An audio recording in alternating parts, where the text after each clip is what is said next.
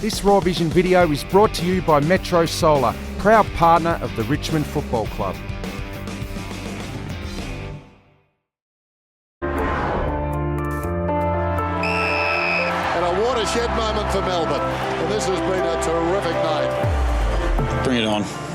Yeah, team hold no fears for anyone. We're capable. If we play our best footy, we'll beat anyone. I don't know our group. We can beat anyone in a day. Tonight we didn't come to play. We weren't tough enough. Opposition out-hunted us, out-muscled us. We played insipid footy. Tigers will end a horrible run of losses to the Pies. The 4 points are going to Punt Road Oval. It's probably a little speed hump that we're hitting, but we know that if we play our very best footy, we present consistently over 4 quarters, we're going to be a good football side. No doubt it's been a rollercoaster ride for Tiger supporters, and their coach, Damien Hardwick, joins us in the studio. It's been a bit up and down. Damien, welcome. Yeah, thanks, mate. It's been a little bit up and down, be fair to say. You would have been front and centre. I think you would have kicked the Melbourne victory off the back page had you lost, given that Alex Rance started in the middle and Travis Cloke was dominating at quarter time. Yeah, it was an interesting one. We spoke about it during the week and probably felt that, look, there's a double jeopardy sort of thing there with their Collingwood midfielders, incredibly talented with high contested possession numbers and their bigger body type midfielders, so we thought we'd try something in the middle. And But surely when your wife says this, Damien, it's not your best idea, possibly you would have had a rethink, but you went along with it as well. That's right. It was a bit of a laugh when I checked my phone at half time as you said, I told you, you idiot. And, can I ask you, was it anything to do with the way Alex has been the last couple of weeks? We had some vision last week.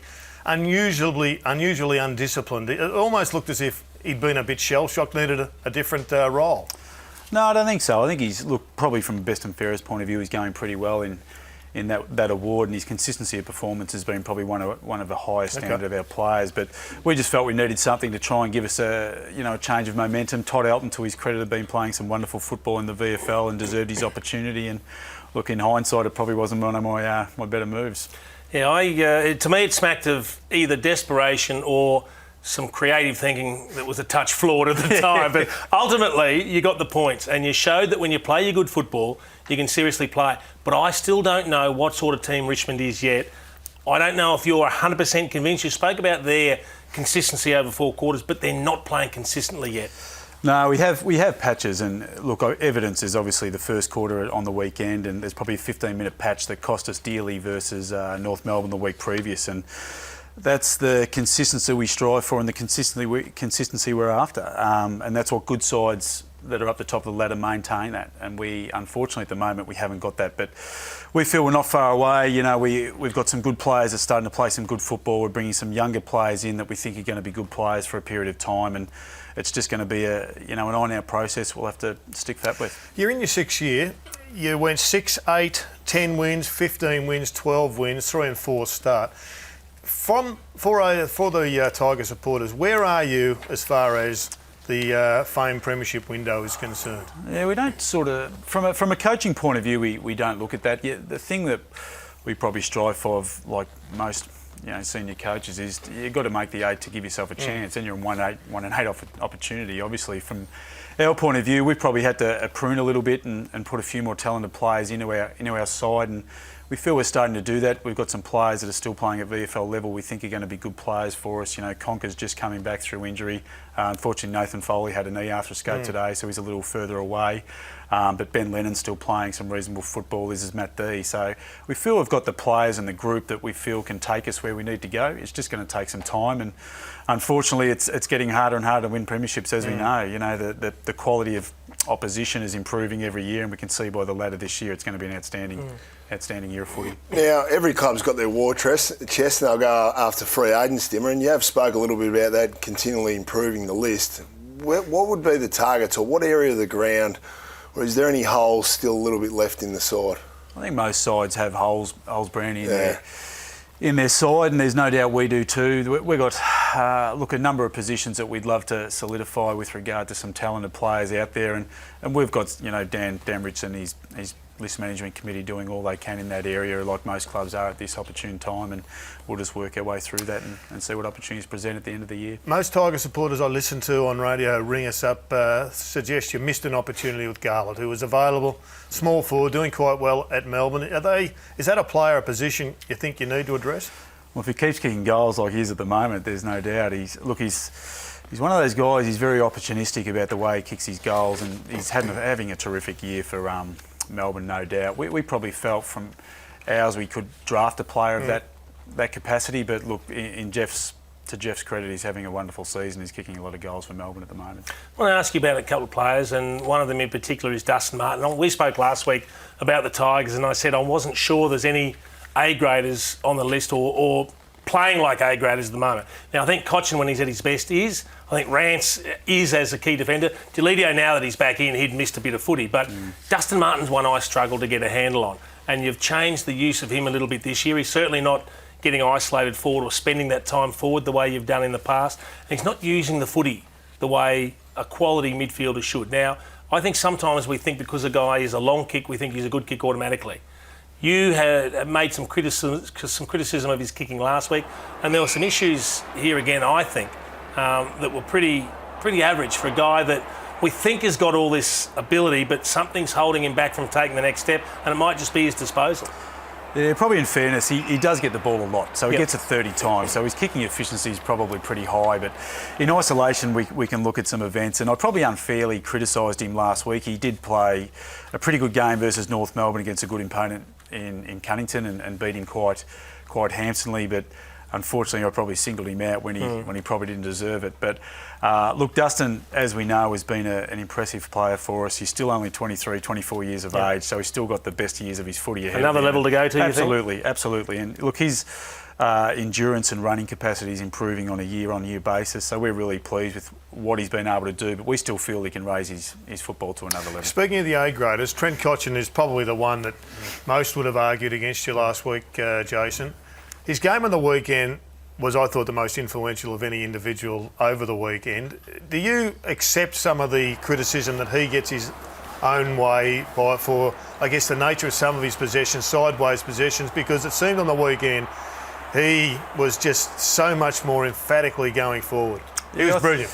He was fantastic, and I think he's, him and Brett in their last quarters were outstanding and helped will us over the line. But, in fairness to Trent, a vast majority of his possessions are once again contested, over 50%. So much like Paddy Dangerfield, those sort of players, the kicking efficiency is going to be a little bit lower than those that are uncontested in nature. And he probably cops his fair whack, unfortunately, as a leader of our footy club, at Richmond Footy Club. Myself and Trent probably in the firing lane more than most, but I thought his game, and this guy included, were wonderful. Now, Brett Deledio, your win-loss record when he plays compared to when he doesn't play is significant over the last 5 years.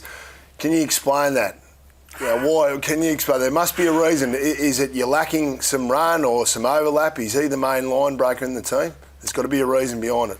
Yeah, it's an interesting point you make. He's a very good player, make no doubt about that. What he provides is flexibility for our side. When he doesn't play, we probably rely more on Dustin and Koch. We don't get them to rest as much down forward, like you were saying about the one-on-one contests. From my point of view, I'm nearly prepared to wheel him out in a wheelchair. If it means getting him on the ground, because, whilst Trent Cotchin's an outstanding player, Brett is also very important in that area, and he just makes us a better team all round. And Shane Edwards as well, he's been a significant player. He's out injured as well. Yeah, he's missed 2 games this year. He, from a performance point of view, once again, I think he's very underrated within media circles, certainly not within our 4 walls at club level. His ability to win contested ball and then go up forward and kick goals as well is very understated from my point of view. I want to ask you about one specific piece of play late. Scores are tied, there's about 5 minutes left, and Ty Vickery marks the ball about 40 out from goal. Have a look at him. Doesn't look around at all, and there's a bloke in the goal square that would have been a certain goal. Now, before you get the hindsight of the result of the kick, what are you thinking in the box when he does that? I was actually happy with him. Have you seen his field kicking, Ty? You think he might have missed that target? No. He's generally a very good kick for goal, Ty, so we're incredibly confident. It's an interesting one because it does look easy on the television. Put pressure on yourself, yeah, though. all of a sudden trying to get off the mark. Collingwood do close down space very well, so we were pretty happy with Ty to actually go back and take the kick. On a serious note, I know you were being serious, Ty Vickery seems to be one of the missing pieces. Yeah. A couple of your first-round draft picks are yet to make the ultimate step up to justify that position. He's one. Have you still got faith in him? Yeah, absolutely. I still maintain he's part of our best 22. I spoke about that probably 2 weeks ago, and as harsh as it was, I did leave him out the team the following week because we needed a Dave Asprey type to play forward and back the week previous. But Ty, when he plays to the level I know he can, is well and truly part of our best 22, and we see with on the Griffiths weekend, as well on the same team. Absolutely. The flexibility they provide, they're different type of players. One can play further up the ground, Ty closer to goal. Then we've got a young fella by the name of Liam McBean that showed a little bit on the weekend too. Probably was, in the right place at the right time. A number of times just didn't quite get rewarded for his effort. So we've got some options there. We've just got to continue to develop those players. You finally won the finally lost the inside 50 count on the weekend, and you won the game, which is strange. And the efficiency of when you did get the ball forward went through the roof. What was the huge difference? Yeah, it was a different type of game for us. Normally our forward half turnovers are very good, and they were relatively poor on the weekend. And we scored a lot more from the back half, which was probably traditionally a North Melbourne type of scoring mechanism, and it seemed to work for us on the weekend. But it's probably not something for us that we're going to continue going forward. But in saying that, if it wins games, Jace, we're pretty happy to stick with it. There's going to be a 0-0 draw on the weekend. You're playing Port Adelaide, and they've got the same issues. Yeah, it's interesting. It's the inside 50 count's probably on a win-loss percentage this year is lower than what it has normally been. I think it's normally about 80% of games are won. This year it's down to about 60. So. Yeah, it's been a season-defining trend for that one. Speaking of definition, you've mentioned under the heat of post-match press conference a number of times, when you've lost, you're looking for players in the seconds who'll come up and play the Richmond way. When you're disappointed, what are the elements that you're disappointed in? And define the Richmond way for me. Yeah, it's probably not something we're prepared to give out on national TV, Jared, but it's a set of standard and behaviours that our players abide by and play by. So every player that puts on the Richmond jumper knows the expectation of what is required both on-field and off-field from those. And look, most clubs will have them, there's no doubt about that, but probably when we're playing our best footy, those are the things that are done to an incredible level. And at various stages, that consistency of performance that we speak about hasn't, those standards haven't been met. And that's probably the disappointing thing and the thing that the players, hang their hat on the most of the time. And it's been working for us. It's been something that's been a long time coming, but I think the players are starting to really get the idea of it and, more importantly, run with it. Well, whatever it was on display yesterday at the MCG. Thanks for coming in.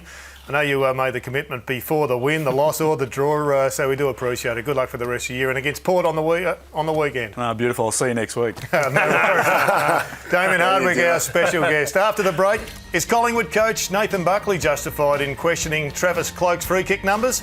And the Eagles continue to stun the footy world.